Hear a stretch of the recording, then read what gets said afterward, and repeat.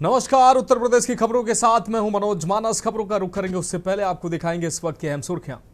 UP में सरकारी कर्मचारियों के लिए बड़ी खुशखबरी। योगी सरकार ने बढ़ाया 2% महंगाई भत्ता।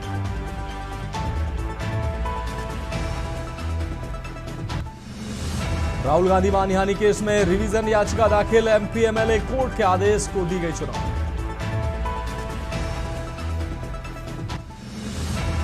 यूपी में बड़ा प्रशासनिक फेरबदल। 9 सीनियर आईपीएस अफसरों के तबादले। अपर पुलिस महानिदेशक यातायात सड़क सुरक्षा की जिम्मेदारी बढ़ाई गई।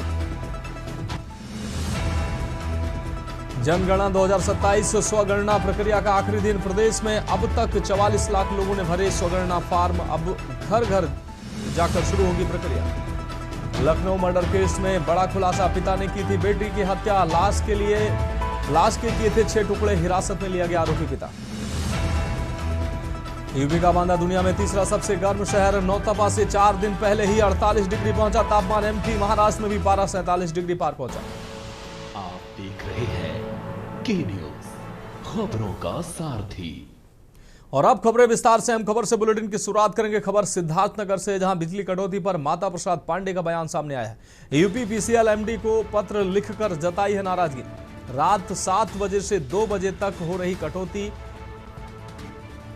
रोस्टिंग बदलकर बिजली सप्लाई रोकी जा रही है। गर्मी में घंटों बिजली गुल रहने से जनता बेहाल है। बिजली कटौती से आम जनजीवन प्रभावित है।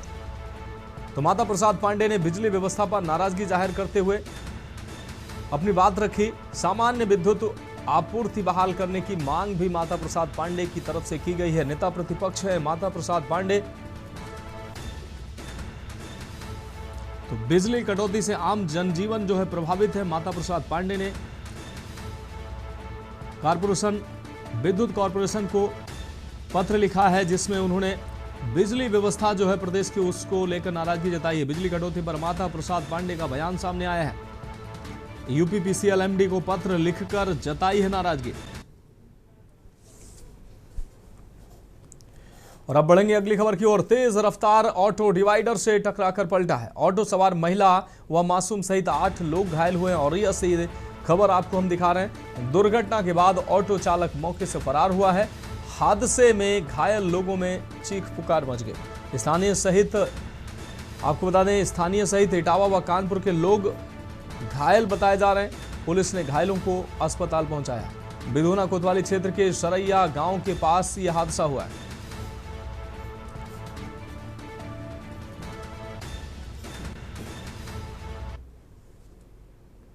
अब बढ़ेंगे अगली खबर की ओर। गोंडा से अहम खबर है, जहां नदी में युवक को खींच ले जाने का मामला सामने आया। 24 घंटे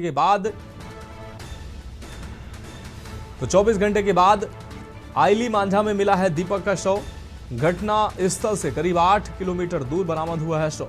दीपक को अपना भोजन नहीं बना सका मगरमच्छ। अपनी सांस के अंतिम संस्कार में आया था मृतक। मूल रूप से गाजियाबाद का निवासी था मृतक दीपक। तो दीपक को अपना भोजन नहीं बना सका था मगरमच्छ। इस दौरान घटनास्थल से 8 किलोमीटर दूर शव बरामद हुआ। अपनी सास के अंतिम संस्कार में आया था मृतक। इस दौरान ये हादसा हुआ। मूल रूप से गाजियाबाद का निवासी था मृतक दीपक। और अगली खबर का रुख करेंगे। उत्तर प्रदेश के मुख्यमंत्री योगी आदित्यनाथ ने इन्वेस्ट यूपी से जुड़े महत्वपूर्ण विषयों और औद्योगिक निवेश की प्रगति की उच्च स्तरीय समीक्षा की है।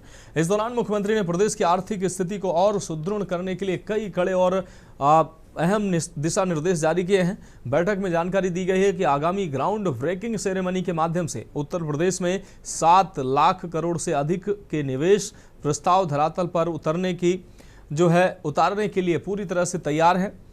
मुख्यमंत्री योगी आदित्यनाथ ने अधिकारियों को एक जिला एक उत्पाद की तर्ज पर निवेश को भी विकेंद्रीकृत करने के निर्देश दिए हैं। उन्होंने कहा कि हमारा लक्ष्य केवल बड़े शहरों तक सीमित नहीं होना चाहिए।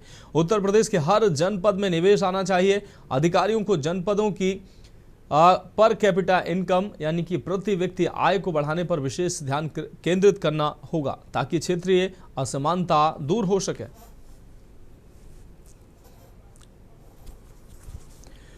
और अब बात अगली अहम खबर की। उत्तर प्रदेश कांग्रेस कमेटी के प्रदेश अध्यक्ष अजय राय ने लखनऊ में एक अहम प्रेस कॉन्फ्रेंस के दौरान केंद्र की मोदी सरकार, राष्ट्रीय स्वयंसेवक संघ और देश की मौजूदा कानून व्यवस्था पर अब तक का सबसे तीखा प्रहार किया है। अजय राय ने राहुल गांधी के बयानों का पुरजोर समर्थन करते हुए देश की आर्थिक स्थिति, नीट पेपर लीक और विपक्षी गद्दारी जैसे मुद्दों पर सरकार को कटघरे में खड़ा किया। खिलाकर रील बनवा रहे हैं और रील चलवा रहे हैं पूरे देश में, दिखा रहे हैं कि नहीं हम मेलोडी टॉफी खिला रहे हैं। उत्तर प्रदेश के तकनीकी और उच्च शिक्षण संस्थानों में प्रशासनिक व्यवस्था को सुदृढ़ करने के उद्देश्य से राजभवन द्वारा कई महत्वपूर्ण विश्वविद्यालयों में नए कुलपतियों की नियुक्ति कर दी गई है। जारी आधिकारिक आदेशों के तहत 3 प्रमुख विश्वविद्यालयों को नए प्रशासनिक मुखिया मिल गए हैं।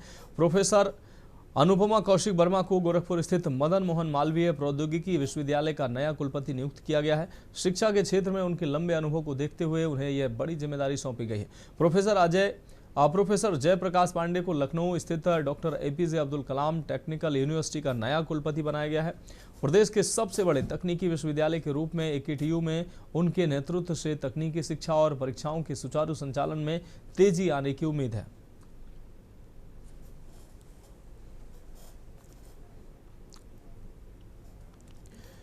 अब बात अगली खबर की करेंगे। पश्चिम बंगाल के नेता प्रतिपक्ष आपको बता दें, पश्चिम बंगाल के मुख्यमंत्री शुभेंदु अधिकारी के निजी सचिव की हत्या के मामले में एक बड़ा मोड़ आया है। केंद्रीय अन्वेषण ब्यूरो ने इस मामले में उत्तर प्रदेश के बलिया जनपद से गिरफ्तार किए गए युवक राज सिंह को निर्दोष पाते हुए रिहा कर दिया गया। रिहाई के बाद राज सिंह ने यूपी पुलिस की कार्य प्रणाली पर गंभीर सवाल खड़े किए हैं और सीबीआई की निष्पक्ष जांच के प्रति आभार व्यक्त किया है।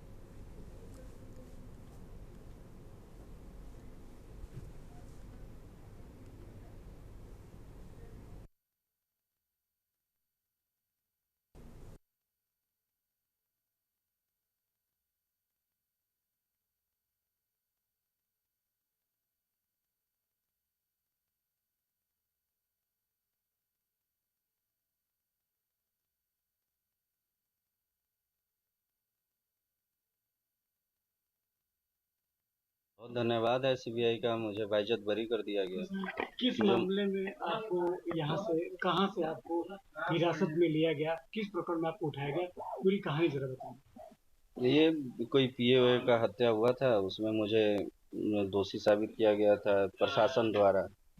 मैं राम जी गया था अयोध्या, राम जी का दर्शन करने। वहाँ पे हम लोग, मैं परिवार साथ था, माता जी भी थी मेरी। हम लोग दर्शन करके ढाबे पे रुके, खाना वाना खा के अब बलिया घर आ रहे थे। वहाँ पे मुझे एसओजी द्वारा गिरफ्तार कर लिया गया। गिरफ्तार किया गया, क्या बोले गिरफ्तार करते समय, क्या पूछा गया आपसे? गिरफ्तार करने के बाद कुछ बोले थोड़े, मुझे अपराधी सीधे बना दिया गया। कोई जांच नहीं हुआ, कोई पड़ताल नहीं हुआ। मैं बोला, वो बोले कि 6 तारीख को कहाँ थे। मैं बोला कि 6 तारीख को सर मैं यहाँ था, शॉपिंग कर रहा था, अपने घर पे था। मेरे घर पे भी सीसीटीवी फुटेज लगाए। शुभेंदु अधिकारी पीए मामले में जो चंद्रनाथ रथ के जो हत्या हुई थी, उस मामले में जिस तरह से राज सिंह को अयोध्या से गिरफ्तार किया गया था, उसमें आज देखा जा रहा है कि वो अपने घर को लौट चुके हैं और निर्दोष साबित हुए हैं। उन्होंने मीडिया को बयान में बताया है कि जो भी ये कार्रवाई हुई है सीबीआई द्वारा निष्पक्ष जांच हुई है, जिससे मैं बरी होकर अपने घर, अपने माँ और बहन के पास लौट चुका हूँ। वही बात करें कि जब इन्होंने, राज सिंह ने मीडिया के सामने बताया कि जो भी ये एसटीएफ और एसओजी टीम है वहाँ से उठाई थी, वो लगातार जांचें कर रही थी, लेकिन जिस तरह से टॉर्चर कर रही थी, वही अगर जब ये मामला मीडिया के द्वारा वहाँ पहुँचा, तब वहाँ पे जो जांच बैठी सीबीआई के, तो सीबीआई द्वारा इनको निर्दोष साबित किया गया, जो कि आज बलिया के राज सिंह अपने घर, अपने माँ के पास मौजूद हैं और लोग सुबह से ही इनसे मिलने के लिए घर पहुँच रहे हैं। बलिया से कृष्णकांत पांडे, के न्यूज इंडिया।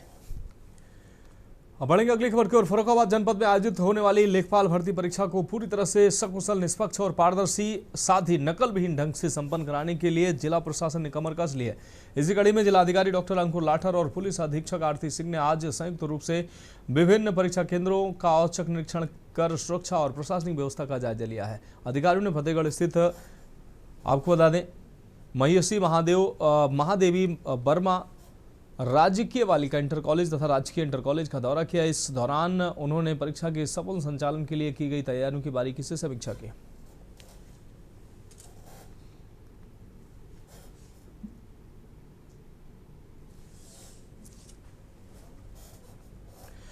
अगली खबर का रुख करेंगे कानपुर में फैशन डिजाइन और क्रिएटिव एजुकेशन के क्षेत्र में एक नई पहल होने जा रही है। 22 मई 2026 को कानपुर में आपको बता दें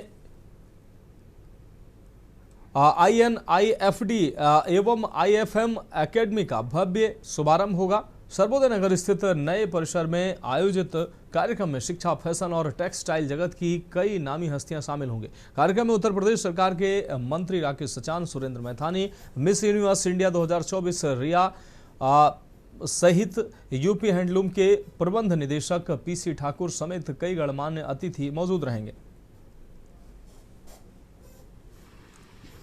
यहाँ पे जो एकेडमी खुलने वाली है, जो इंस्टीट्यूट 2 कोर्सेज खुलने वाले हैं, उसमें मुझे एकेडमिक एडवाइजर के तौर पे मैं सर्विसेज दूंगी। और उसमें मेरी ज़रूरत ये है कि मैं उनके जो कम्युनिकेशन स्किल्स हैं, verbal, non verbal, presentation skills, ये सब चीज़ें मुझे देखनी है, ताकि वो आगे जाके सिर्फ कोर्स करके ही उनका जो डेवलपमेंट है वो कंप्लीट नहीं होगा।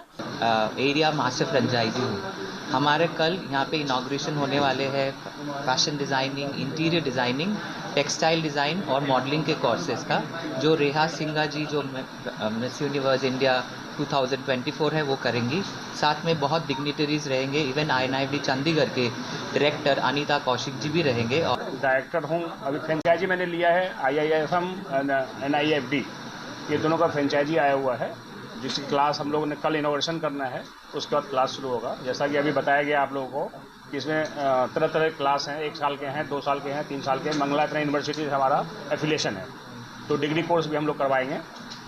और कल से हम लोग इनोवेशन करने जा रहे हैं। कल हमारे मिस यूनिवर्स इंडिया 2024 रेहा सिंघा जी आ रही हैं।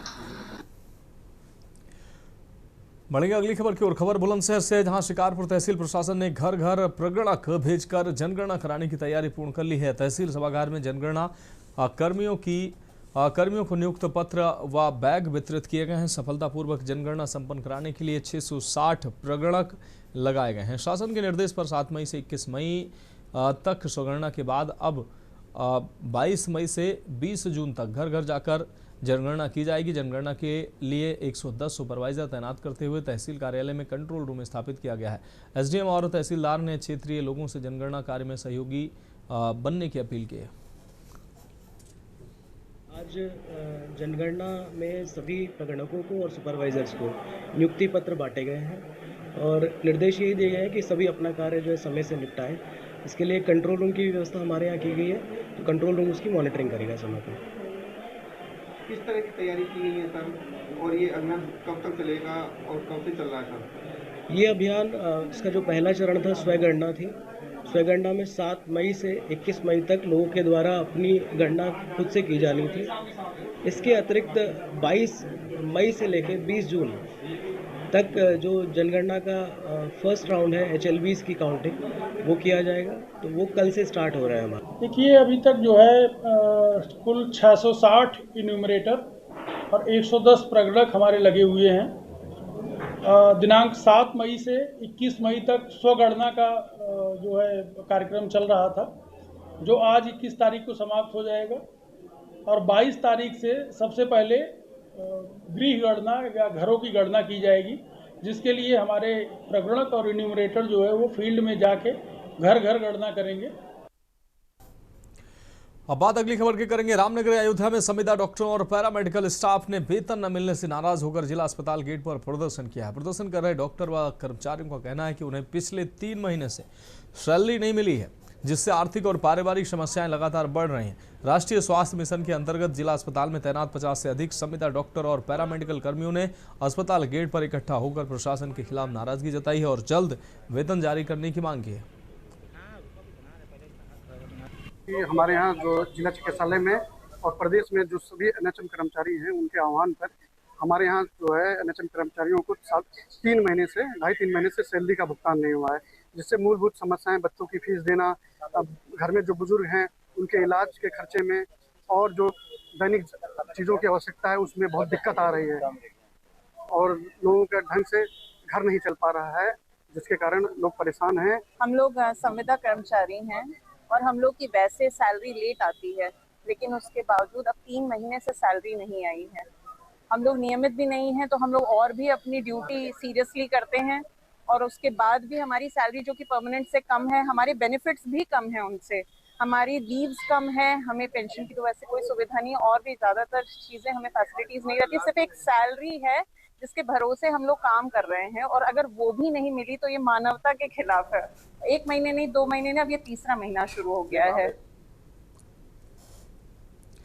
अगली खबर हमीरपुर से है, जहां जनपद में राष्ट्रीय राजमार्ग 34 पर लगातार हो रहे भीषण सड़क हादसों से आक्रोशित जनता का सब्र आखिरकार टूट पड़ा है। आपको बता दें, आसमान से बरसती 45 डिग्री सेल्सियस की जानलेवा गर्मी और लू के थपेड़ों के बीच हाईवे के चौड़ीकरण और डिवाइडर निर्माण की मांग को लेकर हजारों की संख्या में ग्रामीणों ने कलेक्ट्रेट परिसर का घेराव किया। जनपद के गांव-गांव से उमड़े इस जनसैलाब में महिलाएं, पुरुष और बुजुर्ग भारी संख्या में शामिल हुए। इससे कलेक्ट्रेट परिसर में घंटों आंदोलन का रणक्षेत्र बना दिखाई दिया।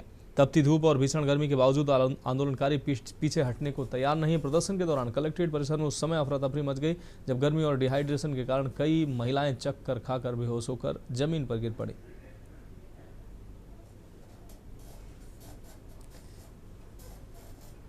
देखिए, नेशनल हाईवे NH 34 जो है खूनी हाईवे के नाम से जाना जाता है। वो सड़क दुर्घटनाओं की वर्तमान में पराकाष्ठा है और उसमें कई लोग मारे गए हैं, हमारे युवा भाई मारे गए, हमारे बुजुर्ग मारे गए, हमारे आम जनमानस की मानवीय क्षति होती है। इसी को लेकर के हम लोगों ने नगर पालिका परिसर में सर्व समाज ने, हर राजनीतिक दल के लोगों ने, हर समाज के प्रतिनिधियों ने यहाँ पर बैठक की।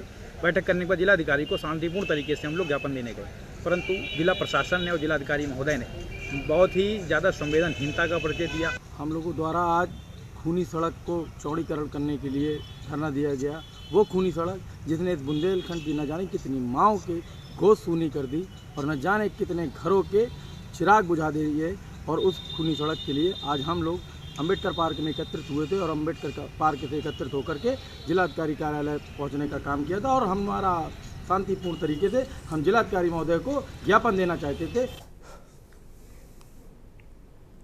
फिलहाल खबरों में वक्त एक ब्रेक का, जल्द हाजिर होंगे। ब्रेक के बाद उत्तर प्रदेश की खबरों में एक बार फिर से आपका स्वागत है। अगली खबर एटा से है, जहां जनपद के मुजफ्फरपुर हिरोदी गांव में दबंगों द्वारा एक पीड़ित परिवार की पैतृक जमीन पर अवैध कब्जा किए जाने का एक गंभीर मामला प्रकाश में आया है।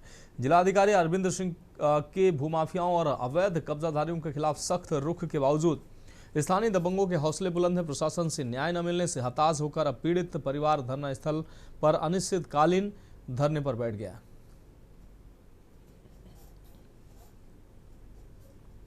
जनपद एटा के ये अभी खड़ा हूँ, मौजूद हूँ कि जो धरना स्थल है वहाँ पर एक व्यक्ति परसों से 19 तारीख से धरने पे बैठे हैं। आखिर क्यों बैठे हुए हैं, आइए जानते हैं इनसे क्या मामला है इनका। क्या नाम है आपका? सर मेरा उर्मेश कुमार नाम है सर। जी, अच्छा, यहाँ धरने पे बैठे हुए हैं आप, किस लिए बैठे हैं? सर मेरी जमीन कब्जा कर लिया है सर। किसने कर लिया? ये शीतलपुर के ने प्रवीण कुमार और ये पिंकी और हरवेजी लज्जाराम और राय सिंह। आपने इसकी पुलिस से शिकायत नहीं की? सर पुलिस से भी मैं शिकायत करी थी सर, लेकिन पुलिस ने कोई जवाब नहीं दिया सर। प्रशासनिक अधिकारियों से? प्रशासन अधिकारियों से बात करी थी सर। क्या आश्वासन मिला? मुझे कही कि कार्रवाई करेंगे आगे को, लेकिन अभी तक यहाँ तक नहीं आए सर। कोई नहीं आया? कोई नहीं। अच्छा, आज कोई आए थे मिलने? आज सर SDM से आए थे। क्या आश्वासन देके गए? मुझे कही कि अनुशासन दे के चले गए सर, कुछ करवाएंगे। अच्छा, कार्रवाई होगी। हाँ। अच्छा, आप यहाँ बैठे हैं, कब तक ये आपका अनिश्चितकालीन कोई धरना है क्या? सर जब तक काम नहीं होगा तब तक बैठे रहेंगे। ये थे हमारे साथ, पूरी तरह से ये बता रहे हैं कि इनका जो भी जमीन है उन पर जो भूमाफिया है उन्होंने कब्जा कर रखा है, इनका आरोप है। लेकिन सबसे बड़ी बात है कि एटा के जिलाधिकारी अरविंद सिंह के सख्त निर्देशन के बाद आखिर इस तरीके के भूमाफिया किस तरह से पनप रहे हैं, ये तो कहीं ना कहीं ये सवालिया निशान खड़ा कर रहा है। अब देखने वाली बात होगी, इस तरीके से अगर ये धरने पे बैठे हुए आश्वासन देके गए SDM साहब, अब देखने वाली बात होगी कि आखिरकार इनको न्याय कब तक मिल पाता है। एटा से ज्ञानेश कुमार के news India. Kanpur central railway station के प्लेटफॉर्म नंबर 1 पर हीट वेव से बचाव को लेकर जागरूकता कार्यक्रम आयोजित किया गया है। कार्यक्रम जिलाधिकारी कानपुर नगर जितेंद्र प्रसाद सिंह और उप मुख्य यातायात प्रबंधक आकांक्षु गोविल के निर्देशन में संपन्न हुआ। रेड क्रॉस सोसाइटी के मुख्य प्रशिक्षक एवं आपदा प्रबंधन मास्टर ट्रेनर लखन कुमार शुक्ला ने रेलवे अधिकारियों, कर्मचारियों और यात्रियों को लू से बचाव के उपायों की जानकारी दी। उन्होंने बताया कि तेज सिरदर्द, चक्कर, उल्टी, अत्यधिक कमजोरी, तेज धड़कन और बेहोशी जैसे लक्षण दिखने पर तुरंत डॉक्टरों से संपर्क करना चाहिए। प्राथमिक चिकित्सा जीवन रक्षा होती है।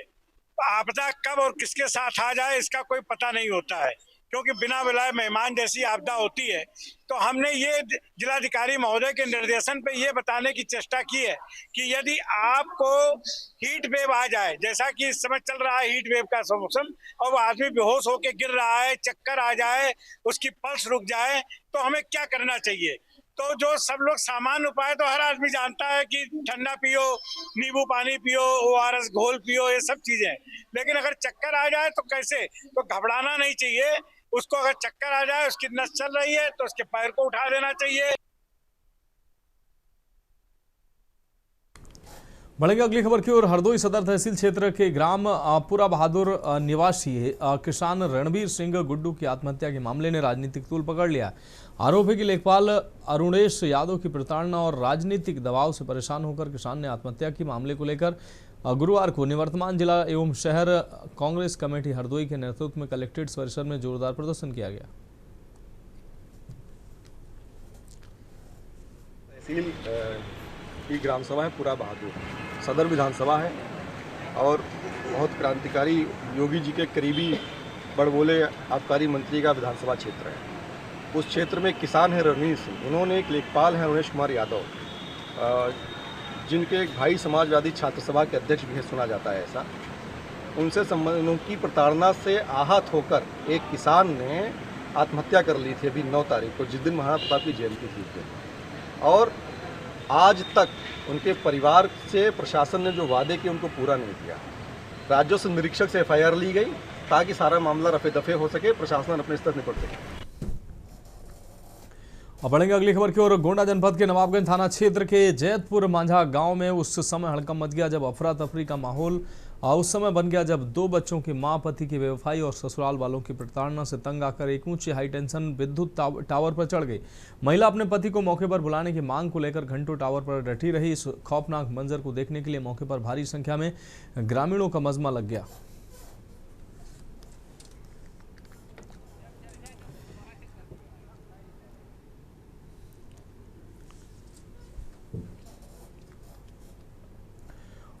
बढ़ेंगे अगली खबर की ओर। खबर जालौन से, जहां कोंच तहसील क्षेत्र के भेड़ गांव में प्याज को लेकर मंडी पहुंचे किसानों ने मंडी कर्मचारियों पर आपको बता दें सुविधा शुल्क मांगने का आरोप लगाते हुए सड़क पर जाम लगा दिया। किसानों का कहना है कि ओलावृष्टि से फसल पहले ही खराब हो चुकी है और अब मंडी में अवैध वसूली की जा रही है। आरोप है कि शुल्क न देने पर चालान की कार्रवाई की धमकी दी जा रही है, जिससे नाराज किसानों ने विरोध प्रदर्शन शुरू कर दिया। मामले को लेकर सूचना पर पहुंची पुलिस किसानों को समझाने में जुटी रही, जबकि किसान उच्च अधिकारियों को मौके पर बुलाने और निष्पक्ष जांच की मांग पर अड़े रहे।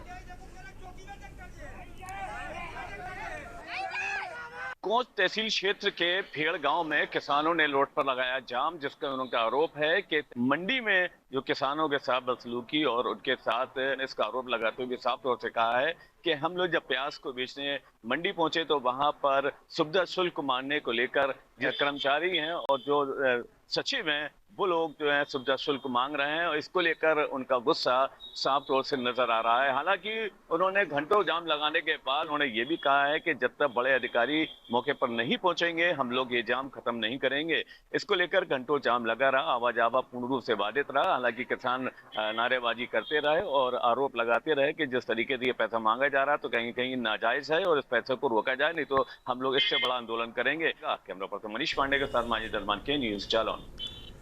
तो फिलहाल उत्तर प्रदेश की खबरों में अभी के लिए इतना ही। मुझे दीजिए इजाजत और आप देखते रहिए के न्यूज इंडिया।